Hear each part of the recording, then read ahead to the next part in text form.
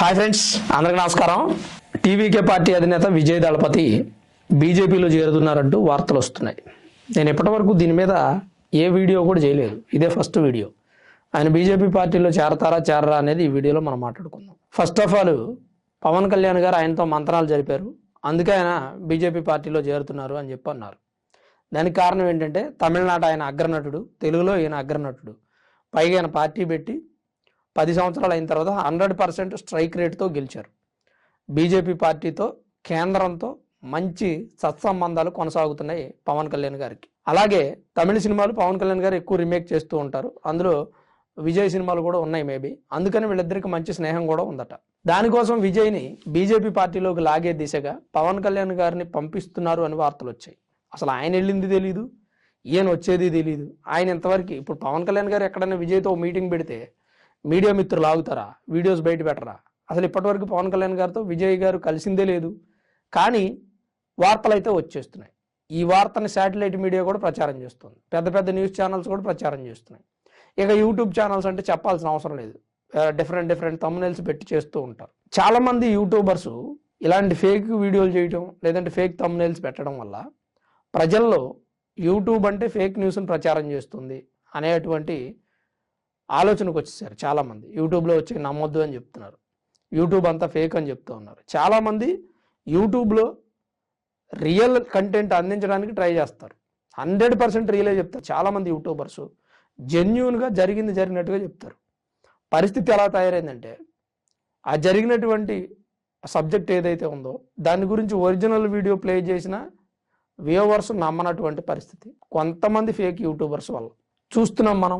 కొన్ని సందర్భాల్లో జరగనటువంటి దాన్ని జరిగిందని చెప్తూ ఉంటారు. రాజశేఖర్ గోటీల్ ఫ్యాక్టరీ ఎంత వైరల్ అయిందో మనందరికీ తెలుసు, అసలు ఆయనకు గోటీల్ బిజినెస్సే లేదట. అలానే మరికొన్ని వీడియోస్, ఫేక్ వీడియోస్, పైన థంబ్నెయిల్ ఒకటి ఉంటుంది, లోపల వీడియో ఒకటి ఉంటుంది. ఇదే పరిస్థితి యూట్యూబ్లో కొనసాగుతుంది. నేను చేయొచ్చు ఈ వీడియో గతంలో విజయ్ బీజేపీ పార్టీలోకి వస్తారా అని.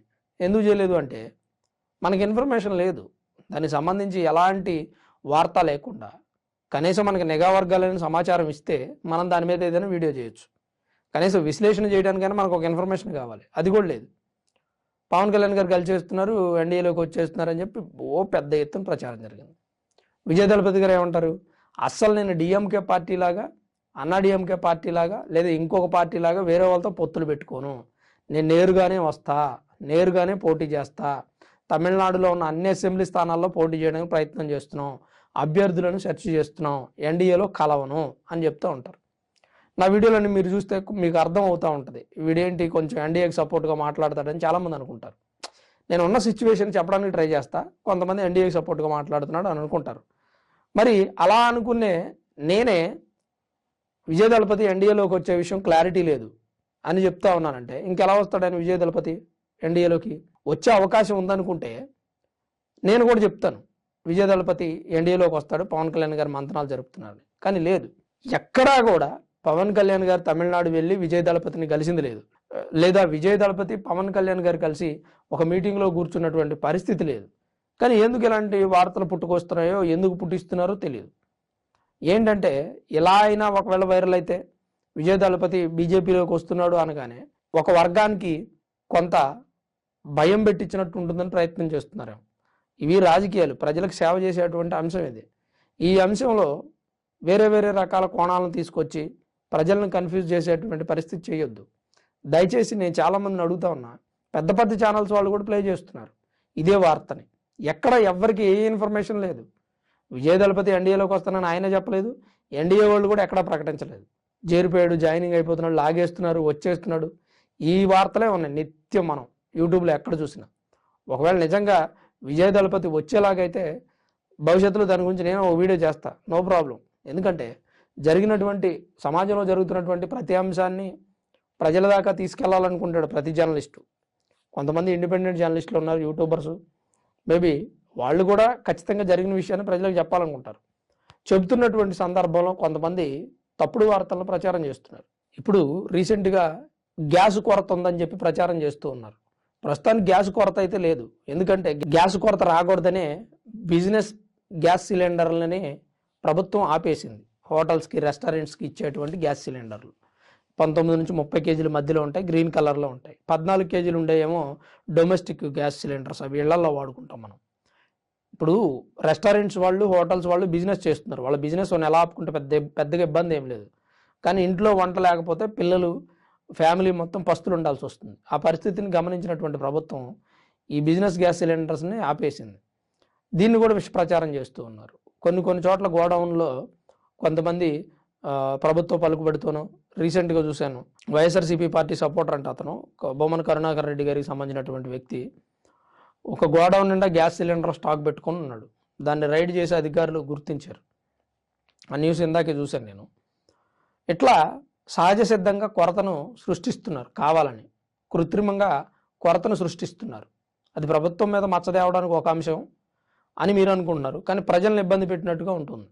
ఇప్పుడు గ్యాస్ బండ్ల కొరత ఉంది అని అనగానే ఏం చేస్తారు? ప్రజలంతా రోడ్డు ఎక్కేస్తారు. ఆడవాళ్ళు పిల్లల్ని వేసుకొని సహా గ్యాస్ బండ్లు బుక్ చేసాం మేము, మాకు రాలేదు, రేపు పొద్దున ఉంది, ఒక 1 వీక్ 10 డేస్ ఉంటుంది. కానీ ఆ 1 వీక్ 10 డేస్ తర్వాత ఏం చేద్దాం, మళ్ళీ రోడ్డును పడదామా అని ఇప్పుడే మహిళలు లైన్లో నుంచొని గ్యాస్ బండ్ల కోసం ఎదురు చూస్తూ ఉన్నారు. ప్రభుత్వం కూడా కొన్ని నెంబర్లు ఇచ్చింది.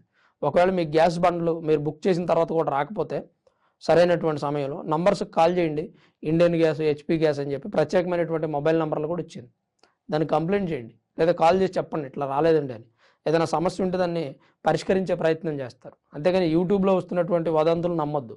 చూసారా, ఒక యూట్యూబర్ని అయ్యుండి నేనే యూట్యూబ్లో వచ్చే వదంతులు నమ్మొద్దని చెప్తున్నానంటే యూట్యూబ్ని ఏ స్థాయికి దిగజేర్చారు? ఇప్పుడు యూట్యూబ్ మీద ఆధారపడి అనేక మంది జీవిస్తున్నారు, చాలామంది యూట్యూబర్స్ ఉన్నారు. సోషల్ మీడియా ప్లాట్ఫామ్స్లో డబ్బులు సంపాదించి దాని ద్వారా జీవితాలను గడుపుకునే వ్యక్తులు చాలామంది ఉన్నారు. మరి అలా యూట్యూబ్ మీద ఆధారపడే వ్యక్తులే యూట్యూబ్లో కొన్ని అసత్య వార్తలు ప్రచారం చేస్తున్నారు. దానివలన సమాజానికి ఇబ్బంది. మనం ఏ పని చేసినా, మనం ఏ వృత్తిలో ఉన్నా, ఏ ఉద్యోగంలో ఉన్నా ఖచ్చితంగా అది సమాజానికి విఘాతం కలిగించకూడదు. సహాయం చేయకపోయినా పర్లేదు, కానీ ప్రజలను ఇబ్బంది పెట్టకూడదు. సగటు మానవుడిని ఇబ్బంది పెట్టేటువంటి పని చేయకూడదు. మనం చేసేటువంటి ఒక వార్త వల్ల ఒక నలుగురు భయాందోళనకు గురైతే పరిస్థితి ఎలా ఉంటుందో ఒకసారి ఆలోచించండి. మనం చెప్పేటువంటి ఒక న్యూస్ వల్ల పూర్తిగా కంటెంట్ అంతా రాంగ్ స్టెప్ వేస్తుంది. ఎవరో ఒక పెద్ద యూట్యూబరు విజయ్ దళపతి ఎన్డీఏలోకి వస్తున్నాడని ప్రచారం చేశాడు అనుకోండి, అతనికి ఒక 10 మిలియన్ సబ్స్క్రైబర్స్ ఉంటారు. ఆ వీడియో వైరల్ అవుతుంది. అది చూసినటువంటి శాటిలైట్ మీడియా కూడా అదే వార్తను ప్రచారం చేస్తుంది. అసలు అది వచ్చేది లేదు, సచ్చేది లేదు, జరిగేది కాదు, కానీ అబద్ధాలు మాత్రం విపరీతంగా ప్రచారం చేస్తున్నారు. అదే అంటారు, నిజం గడప దాటేలోపు అబద్ధం ప్రపంచం చుట్టేస్తుందని. మరి ప్రపంచం చుట్టేస్తున్నటువంటి అబద్ధం ఎంతమందికి ఇబ్బంది కలిగిస్తుంది, ఎంతమందిని ఆందోళనకు గురి చేస్తుంది? ఇలాంటి అంశాలను కూడా గుర్తించాలి. ప్రతి ఒక్క యూట్యూబర్ కూడా వీడియో చేసే ముందు ఇది నిజమా కాదా, నిజంగా జరిగిందా లేదని 1-2-3 ప్లాట్ఫామ్స్లో చెక్ చేసుకోండి. ఇవాళ సోషల్ మీడియా యాప్స్ అనేకం ఉన్నాయి. అది ఒక దాంట్లో చూపించింది, ఇంకో దాంట్లో చూపించింది, కరెక్టా కాదా అని చెక్ చేసుకోవచ్చు. సో ఇలా ఫేక్ వార్తలను ప్రచారం చేసే వ్యక్తులు గుర్తుపెట్టుకోవాల్సిన అవసరం ఉందనేది నేను చెప్పాలనుకున్నాను. ఎందుకంటే విజయ్ దళపతి వార్త గురించి నేను చూసిన తర్వాత నాకు అర్థమైంది ఏంటంటే యూట్యూబర్స్ అలాగే శాటిలైట్ మీడియాలో వస్తుంది కూడా రాంగ్ ఇన్ఫర్మేషనే. విజయ్ దళపతి జాయిన్ అయితే ఆయనే ప్రత్యక్షంగా ఏదో ఒక ప్రెస్ మీట్ పెట్టి చెప్తాను, నేను ఎన్డీఏ గవర్నమెంట్లోకి వెళుతున్నాను అని. ఇక్కడ విజయ్ దళపతి ఐడియాలజీ వేరు, ఎన్డీఏ వాళ్ళ ఐడియాలజీ వేరు. ఐడియాలజీ వేరైనా కొన్నిసార్లు కలవచ్చు, కానీ విజయ్ దళపతి నేను కలవను అని చెప్తున్నాడు, కరాఖండిగా కలవను అని చెప్తున్నాడు. ఎన్డీఏ వాళ్ళకి కలుపుకునే అవకాశం ఉన్నా విజయ్ దళపతి కలవడు. కానీ నేను ఇక్కడ విజయ్ దళపతికి సపోర్ట్ చేస్తున్నట్టు మరి కొంతమంది అనుకుంటారు. అంటే నేను ఇక్కడ ఎవరు సపోర్ట్ను కాదండి, జరిగినట్టుగా చెప్పడానికి ప్రయత్నం చేస్తాం. సో గుర్తించాల్సిన అవసరం ఉంది. ఫేక్ వార్తలు ఏవైనా వస్తుంటే దాన్ని డిస్లైక్ చేసే ప్రయత్నం చేయండి. కనీసం డిస్లైక్ చేయకపోయినా ఇది ఫేక్ వార్త కదా, ఎందుకు ఇలా ప్రచారం చేస్తున్నారు అని చెప్పి కామెంట్ చేయండి. అలాగే మీ దగ్గర ఏదైనా ఒరిజినల్ వీడియో ఉంటే దాని కింద ట్యాగ్ చేసే ప్రయత్నం కూడా చేయండి. ప్రతి ఒక్కరూ కూడా ఫేక్ వార్తలను ప్రచారం చేసేటువంటి సంస్కృతిని యూట్యూబ్లో తగ్గించడానికి మన వంతు ప్రయత్నం మనం చేద్దాం. ఎందుకంటే తెలుగు రాష్ట్రాల్లో కూడా చాలామంది యూట్యూబర్స్ ఉన్నారు. కొంతమంది నిజం చెప్పొచ్చు, కొంతమంది అబద్ధం చెప్పొచ్చు. యూట్యూబ్లో అబద్ధం చెప్పడం వల్ల నీకు వచ్చిన నష్టం ఏంటని మరికొంతమంది అనుకుంటారు ఈ వీడియో చూస్తున్న వాళ్ళు. యూట్యూబ్లో అబద్ధాల వీడియోలు ప్రచారం చేయడం వల్ల ఏం జరుగుతుందంటే చాలామంది ప్రజలు ఆందోళనకు గురవుతారు. అలానే మరికొంతమంది ఇబ్బందులు పడతారు. ఎగ్జాంపుల్ గ్యాస్ బండ్ల గురించి చెప్పాను.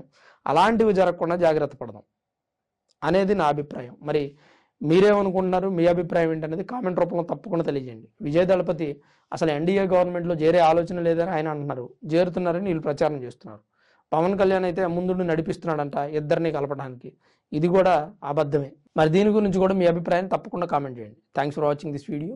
This is Ram signing off sunrise studios. ఉంటారు.